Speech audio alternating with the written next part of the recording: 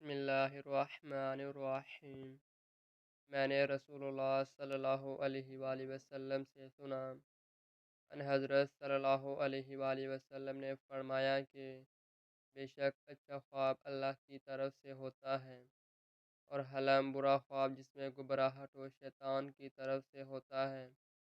اسی لیے جب تم میں سے کوئی شخص ایسا خواب دیکھے جو برا ہو تو جاگتے ہی 3 مرتبہ بائیں طرف تھو تھو کرے اور اس خواب کی برائی سے اللہ کی پناہ مانگے، اس طرح خواب کا اسے نقصان نہیں ہوگا۔ اور ابو سلمہ نے کہا کہ پہلے بعض خواب مجھے پہاڑ سے بھی زیادہ باری ہوتا تھا، جب سے میں نے یہ حدیث سنی اور اس پر عمل کرنے لگا اب مجھے کوئی پرواہ نہیں ہوتی۔